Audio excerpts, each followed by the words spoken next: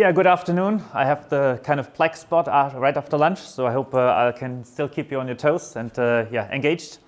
I would like to talk a bit about agile architecture at scale, and I already got a question: is that more technical, is that more business? It's in between. It could have been either one of the two tracks. So, quickly about myself. A lot was already said by Rafael. Thanks for that. I've been around for quite a while. I've been joining New Voice Media into the Vonage family last year in June. So I've been around for about a year and a half almost. In my past, I've been doing a lot of things on the technology side around data analytics, business intelligence, like it was called back then, large-scale telco systems were what I've been mainly focusing on for the previous 15 years before joining New Voice, and also been doing a lot on web and UI, UX design.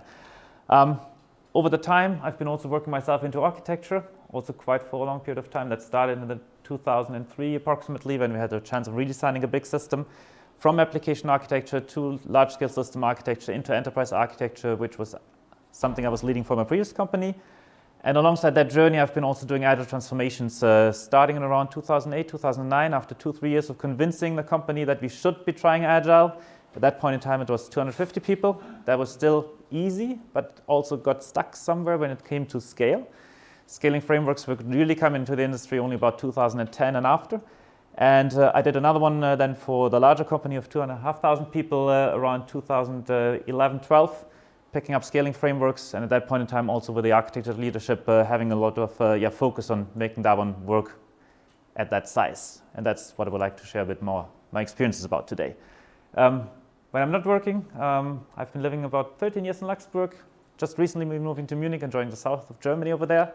And I have a family with 3 little girls, so they're keeping me busy. I'm calling them my hobby by now. Otherwise, photography is still what I'm also liking, enjoying and traveling, but I'm getting less to traveling and more to photographing my kids by now than anything else. But that's how it goes. For today, I would like to take you through a couple of topics. That's the kind of roadmap for today. Architects like to have roadmaps. So for today, we'll be talking quickly about agile architecture. What's the kind of elements behind agile in architecture? Then jump into the journey, talking about how does that look at scale, so going above team level. And then a quick outlook in regards of what we've been doing at New Voice Media and also how we're applying those concepts specific to the company, but still maybe a couple of things and thoughts you could also carry on. So architecture, first of all, is a little bit of a almost false analogy, because architecture usually people think about buildings, concrete structures, you put a basement in, you put a structure above, not changeable as such.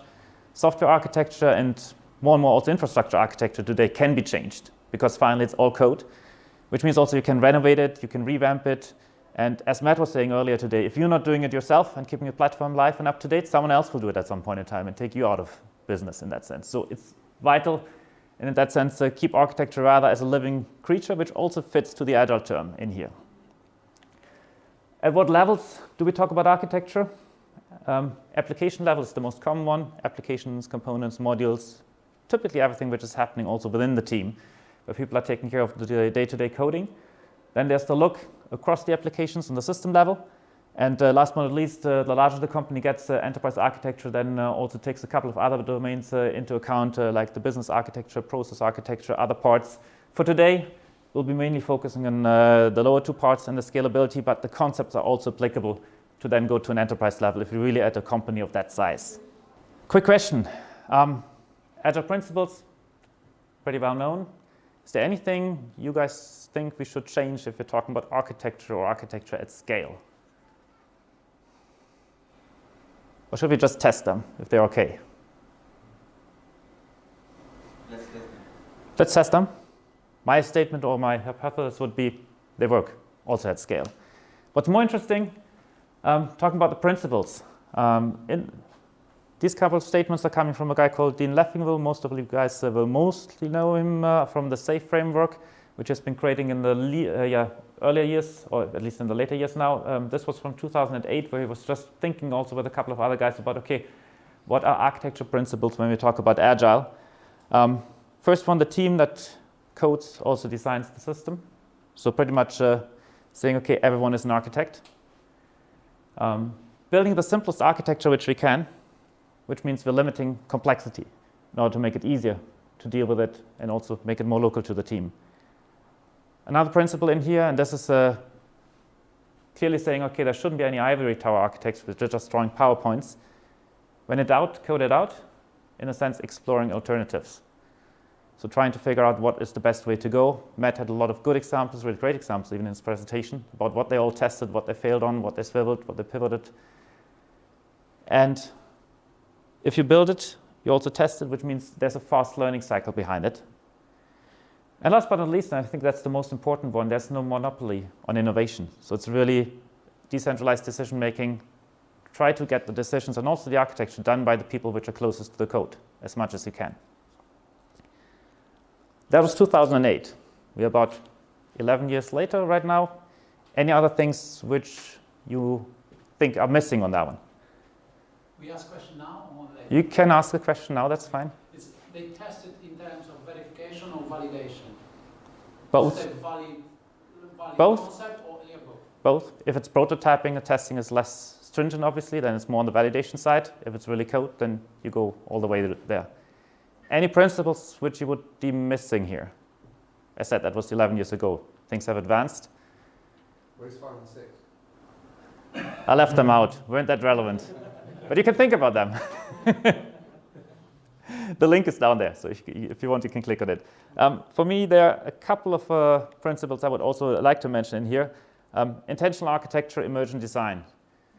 Pretty much finding the kind of right balance between doing the look ahead and developing or evolving architecture whilst you're coding, whilst you're doing the implementation. I think that's the element of going from a team level also to a more system level, trying to see where the system is going. It's a fine balance to find between the two, but I think something at least to be kept in mind. And then the other one, very much discussed one, but I think also important one, keep variability in the sense of trying to make decisions not upfront if you don't need to. What I'm finding missing is some kind of standards, because if you have a lot of team, everyone deciding, you need to make sure you're not everything, reinventing everything and so on. So I'll come to that. Okay. I'll come to that. That's the scaling part of it. I'm more talking still architecture and what architecture and agility together, but that's the next important step from a scaling perspective. One of the concepts here is set-based design, keeping a lot of different opportunities side by side. You could take the example from Matt on the previous presentation, also having looked into Asterix and FreeSwitch as two viable alternatives, tested them out, and only at the point in time when you needed to decide, picked one solution and then went on to implementation. What happens if you're putting this on scale? So what are the challenges typically happening going beyond the team level? Organizational growth is coming in, and organizational growth obviously can be organic, inorganic. I'll talk about that in a moment. The biggest deal with the growth is typically if you're going above startup size, the number of people which you can interact and also communicate with is limited. You might have heard about Dunbar's number. That's more kind of a cognitive researcher who has been looking into and said, okay, it's about 150 people which you can have some kind of personal relationship with. So once the organization is growing above that point, it's no longer really possible to keep that one. Hence, you also need to find other mechanisms of syncing up between the people, which means that there's an important step going from the team or a set of team level to a larger organization. Multiple locations will come in over time, even if not at the very start, which also means you need to communicate across the different locations. The inorganic growth is another interesting one, because once you start purchasing other companies for various reasons, if you're doing it for the customers, that might be different, because then you might be keeping your system and your developers. If you're doing it really for growing also the development base, it's you bring in other cultures, other elements into the company. Something to be looked at, and I'll talk about that as well. You get also more into the area of conflicting priorities. There's an increasing number of stakeholders. There might have been a few product guys, now there's a whole team behind product. They might not even always agree on. So if they're not getting the kind of act together of what you should develop, that could be interesting also if there are multiple people speaking to the teams. A more diversified customer base. Larger enterprise customers in asking for specific features. There's usually a burden or at least a push for getting them done. Keeping a balance between really doing genuine product development, also making it customizable as a platform. Whilst growing, some of that might be necessary, as you need to also serve some of the enterprise customers to get the big names on. On the other side, you want to still keep your architecture and the system in a state where you can really develop it as a product and not just a lot of bespoke solutions. And on the complexity side, well, the number of systems will grow over time. The number of code pieces, lines of code, elements, modules, whatever you're putting in there.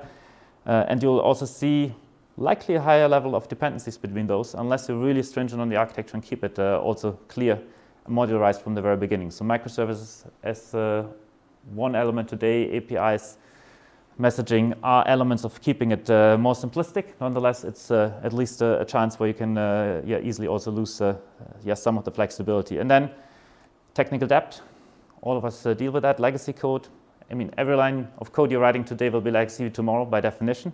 So I think that's something which we as developers just also need to embrace and find our way working with on a day-to-day basis.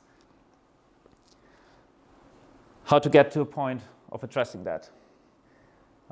I come to some more detailed answers, but the two biggest topics for me are alignment across the board between product, technology, the rest of the organization, really having a corporate vision, what do you want to achieve, and focus on that one.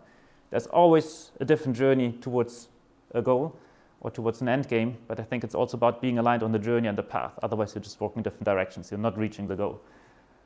Architectural guidance and direction is one element in there which is equally important to get to that goal. On the other side, be aware that goal will change over time.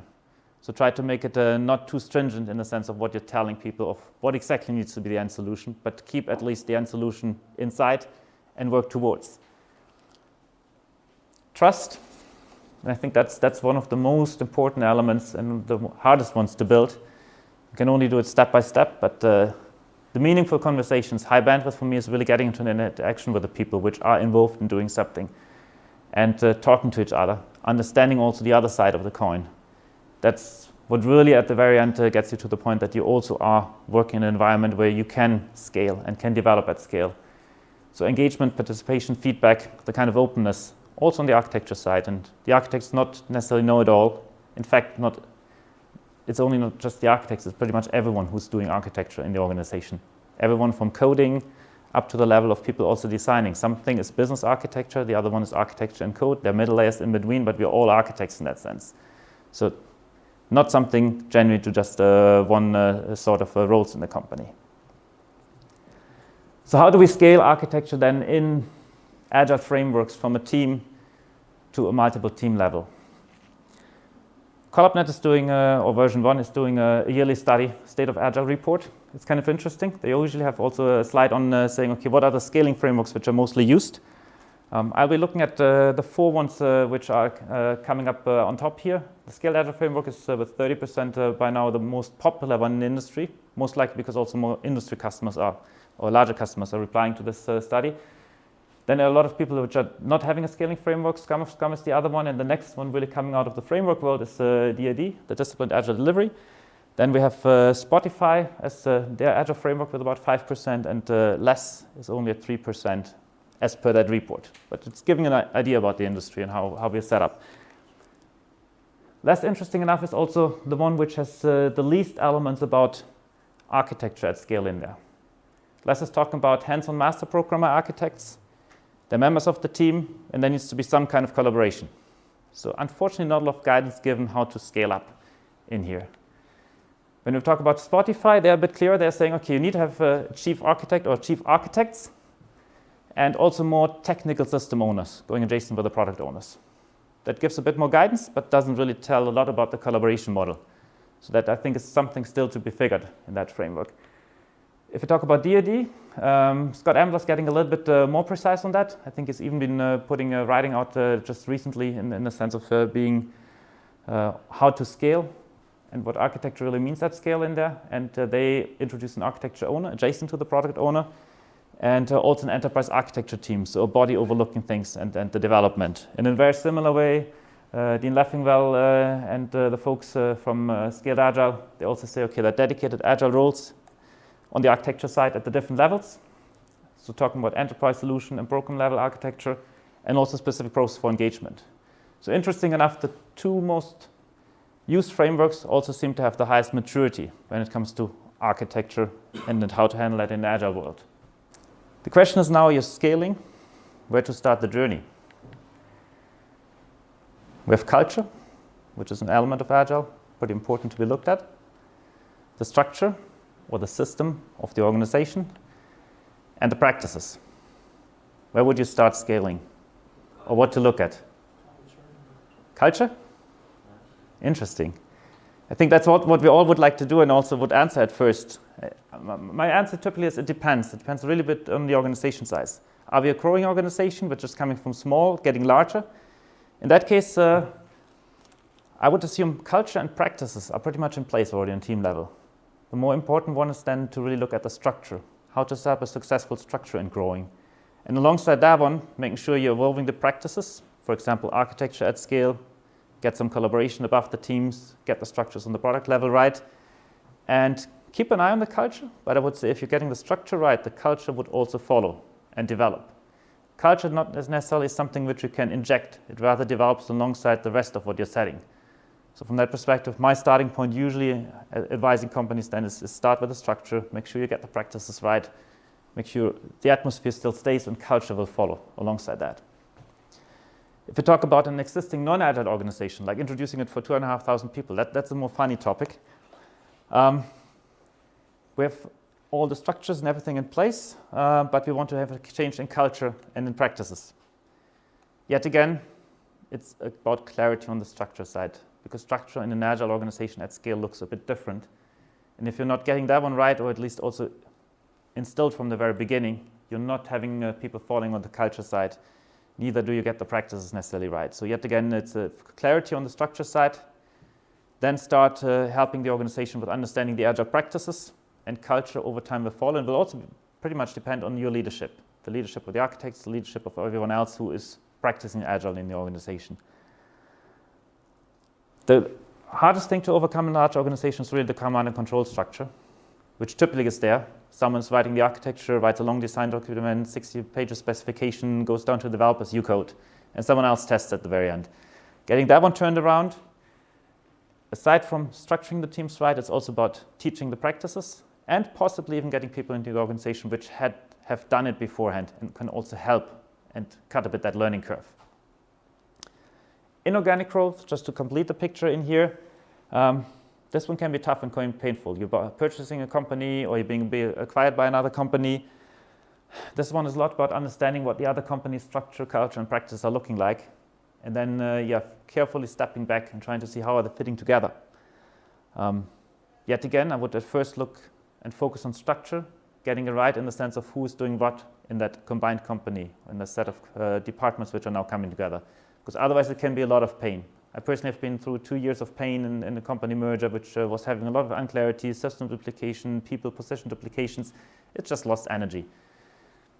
You're not wanting to spend your lifetime on fighting on a day-to-day basis and trying to see, okay, who is coming out. So getting a clear structure from the very beginning and also developing common terminology and language in the sense like we are belonging together right now. There's a future. Let's start looking forward. We can always talk about the past in the sense of what has happened from a factual perspective, because that will describe what's there, but it's about looking into the future, getting the structure clear. Practices you most likely can merge, or you can also leave on the team level even a bit disjunct, as long as they're rolling up in the right way. And with this, you also will start slowly, but gradually, hopefully, then moving the culture of the company together into something more joined. Questions on that one? I'm paused because that's... No? I then have a question. Yeah. So, well, that actually depends on how big the company currently is. So can we start from something different? Depends on how big we are, or is it like something that you would recommend to any company? I mean, well, if you looked at it, the pattern pretty much is structure, practices, culture, just with a slightly different focus. But culture usually comes last in the sense of this being just instilled by the other two being focused on. And then it really depends on the company size and the structure of what and how much focus you need to put on it.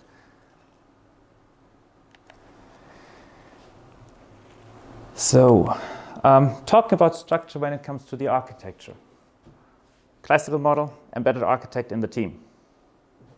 Part of the development team, sometimes also doing architecture and development, depending on how big the team is, how much architecture needs to be done. Typically one person wearing two hats, the embedded architect. Once the organization grows, we might not always have that kind of skill set available for all the teams of being generally there, even though that would be certainly preferable. The more people you have which have also architecture skills, the better you can design and move the platform forward. But you might end up with a shared architect which is supporting two teams. Still somewhere half a member here, half a member there of the team. As long as you're in that model, a great way of really getting alignment across the teams is having a community of practice for architecture, a virtual team, whatever would like to call it.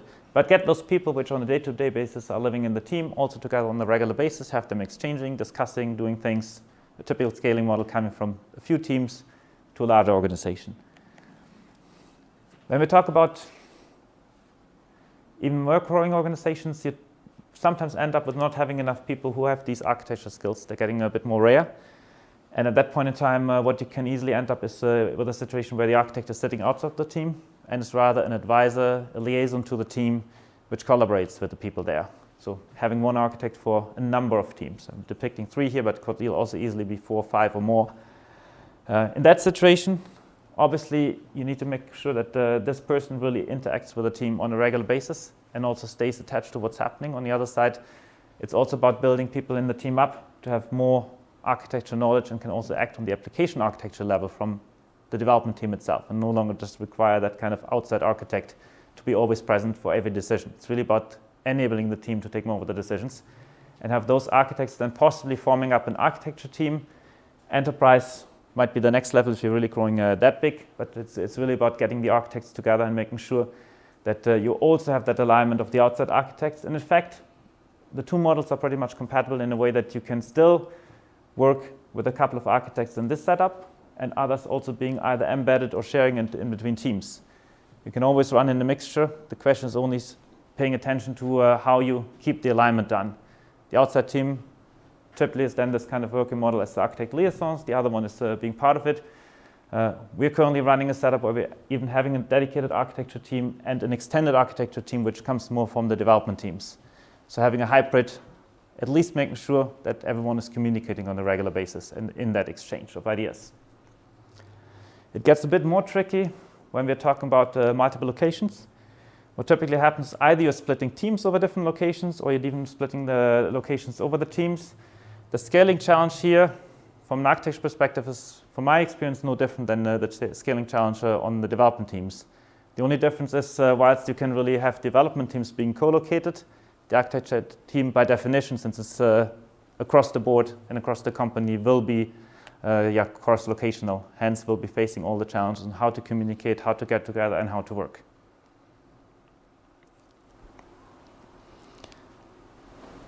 Something else, what people are typically asking with this kind of slide is, okay, are we talking feature teams? Are we talking component teams? Does that make a difference? Not really. Feature teams depend a bit more on that kind of higher level architecture overview in regards of seeing the larger part of the system. So it's a bit more of a high bandwidth communication. Component teams typically look at the smaller scale, hence they more easily work with a more lightweight touch in this model, or also with architects which are shared between different teams. But that's just an indication of what a possible difference is. Talking about practices. Yet again, most of the practices about what I'm going to talk about is really alignment. Take a look into reusability, sharing, mobility. One element of alignment, technology standards. How much do you want to share between the teams in regards of working with similar languages, frameworks, having a common infrastructure layer, databases, cloud services? It's all about how much you want and need to be able to reuse in here. You can run independent, depending on the size of the corporation itself. The only problem is then the teams need to do all the heavy lifting themselves in the sense of introducing new frameworks, making sure all the automation gets in place and these things. So it's more about trying to take a look into where can you leverage work other teams have done and also embrace that one in order to make your focus as a team more on the business progress you can make instead of also doing all the infrastructure lifting and waiting. So it's really about comparing notes to a certain extent as the most lightweight approach between 2 teams. Kind of do something which you also did, up to the point that you might be wanting to share components in the platform and in the infrastructure. But that comes with the kind of pros and cons of sharing components because typically you have different teams then contributing and looking into those, and that might have a level of complexity which you would like to also avoid. So it's really a waiting between being fast and independent in the teams and then also needing to do more with all the heavy lifting around the surroundings and the frameworks. Patterns, services in regards of enabling more shared architecture in the system. Obviously messaging, microservice we talked about in the various sessions beforehand. Event-driven architecture is another one which has been more popularity, gaining more popularity in the past. APIs, API standards, align on how the interfaces are going, using a common metrics and logging platform, and also common practice for scalability and resiliency. These are typically elements which you're seeing, and as you can say, they are way below the business coding level of what you're doing in the teams. They're rather on the kind of how the technical infrastructure is working together. I think you're gaining most of the benefits if you align the architecture from that level and keep flexibility on the business level, and not trying to get too many of the business functions too much cobbled between the different teams.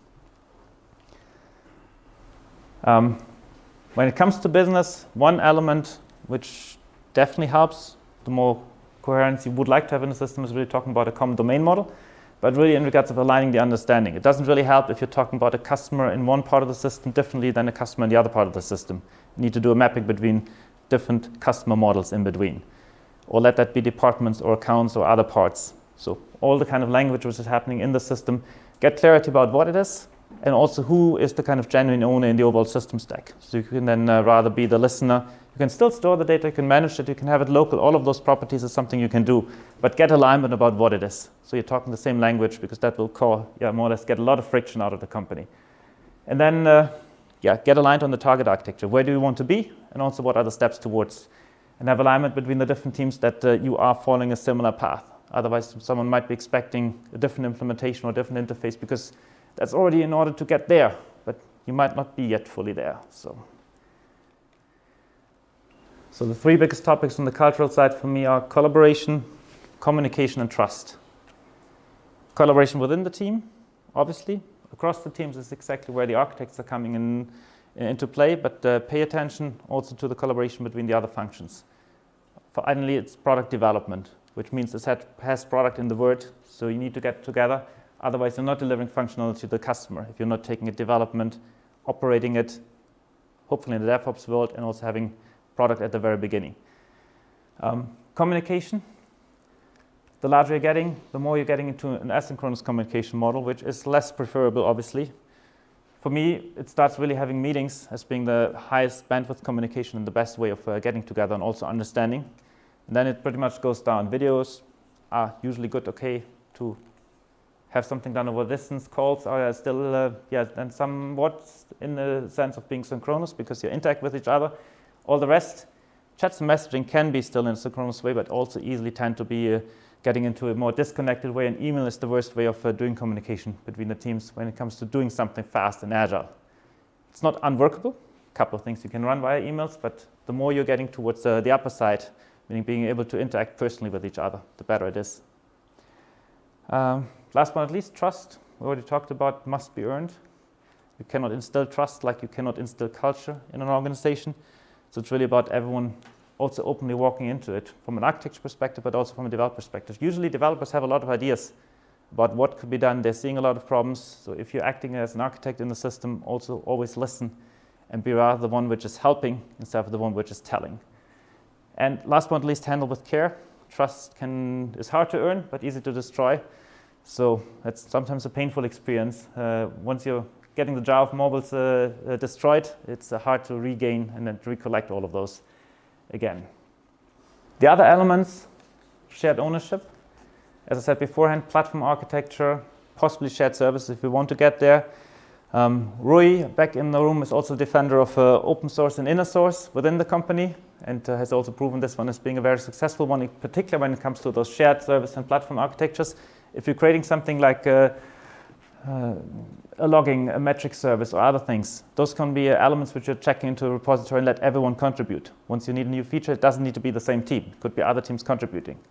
The only trick which I recommend doing in there is, if you're talking about inner source, keep one team as the maintainer of it, in the sense of the gatekeeper who's looking at it and making sure that at least the direction is being in the right way. And also education, questions, and the long-term vision for that service can be kept.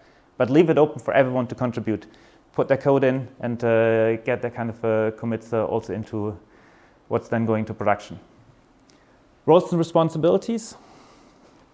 One of my topics I'm usually talking about, and when I'm saying structure, it's really getting clarity, who's doing what. It's not about that you're doing more than someone else, or you're doing something someone else wants to do. It's rather about everyone needs his kind of area he can also be responsible for, excel in, and keep his focus on, and also contribute and have a meaning for what he or she is doing in the company. From that perspective, getting that clarity is rather helpful than limiting. In that sense, domain ownership, who owns what part of the system, or at least who's the main contributor to that. You can go back to the person, you can talk to the person, you can always bring ideas back in, also from an architect perspective, but leave it with that person so that that person or team can always be also the team is the one who's driving a certain component, and be open for feedback. Finally, and that's just a discussion I had, interesting enough, with one of my architects on Friday, architects are leaders in the sense of being either seen as role models, are the ones which are coaching, being with the teams. So even though they might not have a direct reporting line or relationship in the sense of being a manager of a team or something, they are the ones which finally instill a lot of the kind of cultural elements and also the technology and practice elements into the team. So being open to listen, learn as an architect, and also having those leadership skills and developing them is something very relevant, and also not necessarily always looked at in the organizations. There's a lot of leadership training for management typically happening in larger organizations, but there should equally be leadership training for architects being aware of those interpersonal elements. So how does architecture at New Voice Media look? Just a quick practical excerpt in regards to what we are doing. So today we are running 15 feature teams, some components, some true feature teams, and we have a model where we have a couple of embedded architects in the teams and a dedicated architecture team of 5 plus 1 open headcount right now, which are working on the system architecture level, then supporting all the different teams.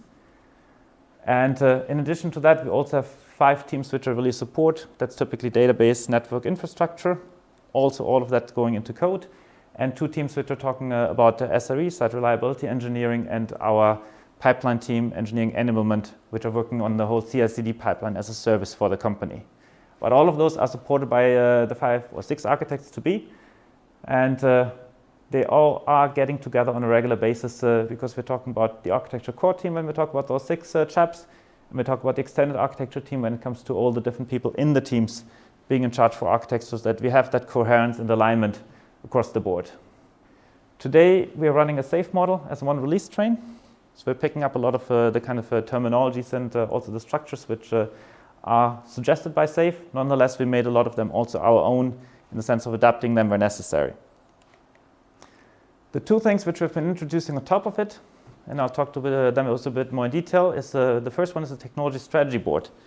The thinking here was how do we as an organization make sure that we're getting aligned on all these different topics. The usual model you're seeing in larger enterprise, there's an ivory tower architecture team which tells you what to do. You must use Oracle as a database. That would have broken Matt's use case in regards of getting everything into the cloud and other parts. So the model which we are picking in here is taking a look into, okay, technologies, frameworks, practices, how can we pick them and how can we stay in a discussion between the different teams? And we introduced a 2-level process for that.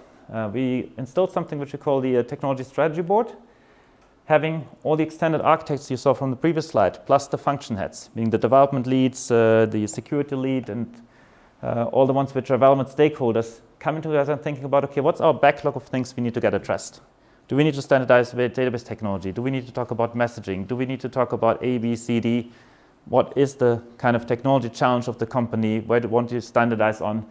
Put that on a backlog and figure out, okay, how many of those topics you would like to kick off and get tackled by teams.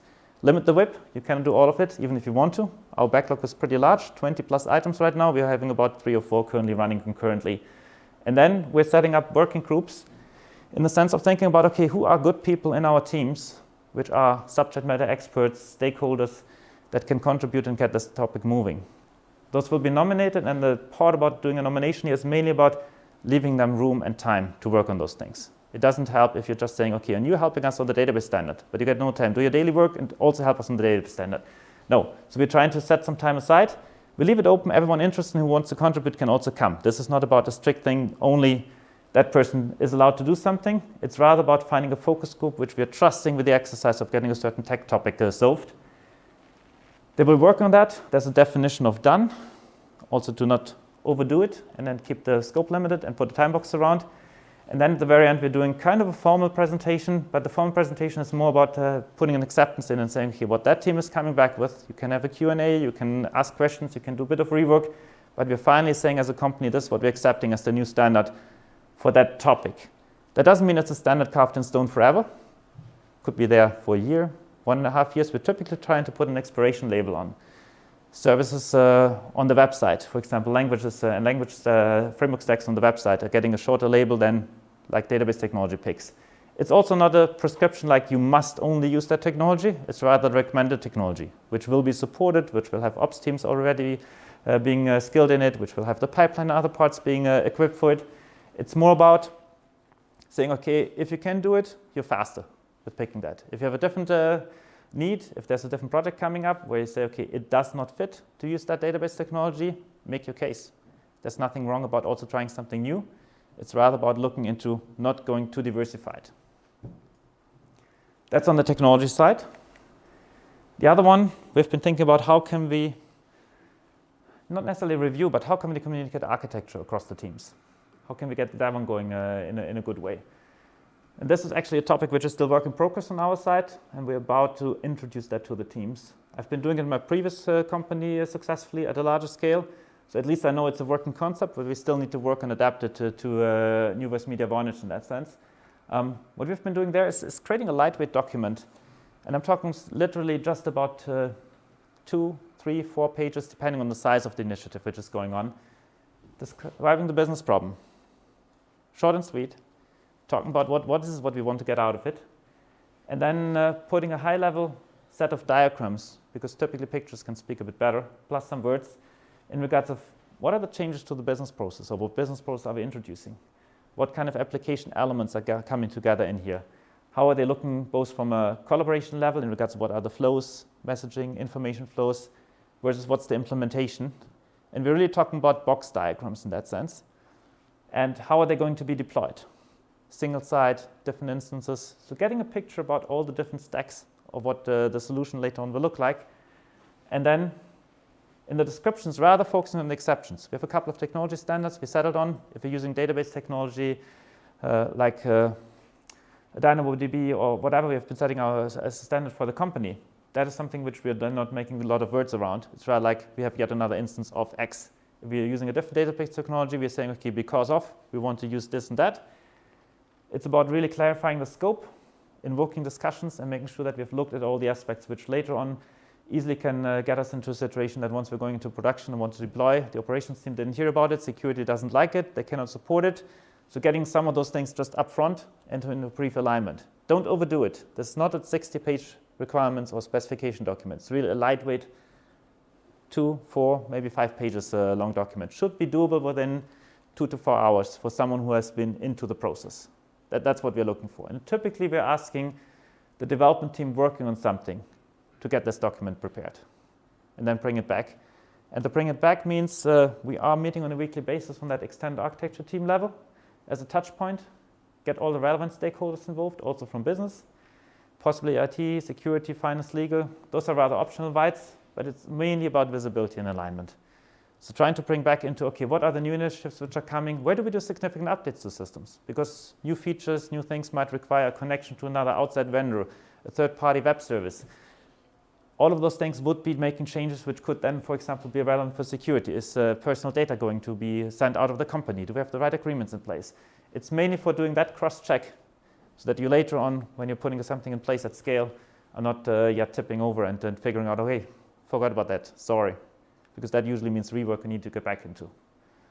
So in my previous companies, it has been working out quite well in the sense that we typically saw about 2, 3, sometimes 4 items coming on a weekly basis as projects, but at least it was getting into very smooth 10, 15-minute presentations for most of them. This meeting was not taking more than an hour of effort, but created a lot of alignment because people also knew if there's something coming in new, I just need to sit in for that meeting once a week. And no longer just be hunting different teams, different projects, and needing to understand everything in detail because I know it's coming in this known format. I can get my questions asked, I can get the feedback, and at least I can get the comfort feel that this is going to be moving in the right direction. It's not a guarantee for no issues, no problems, but at least it's clearing out a lot of the elements which typically otherwise could also go wrong in here. So, coming to the end, quick summary. So from my perspective, Lean Agile principles pretty well work at scale, also for architects, as long as you're paying attention to the principles. And for me, architecture is really everywhere in the system stack. It's mainly built and not designed, so it's not the kind of top-down but bottom-up element which is more important. The top-down is rather the long-term oversight of where it's going. It's owned by everyone. We are all architects at the very end, in the true sense of the word. And it just not only impacts your platform, and therefore also the products on your customers, but ultimately it impacts all of us, being all the employees in the company. Hence, for me, it's a very important topic by the heart to really pay attention to and make sure that architecture, also in an agile setup, works in a collaborative way and involves everyone. Thank you.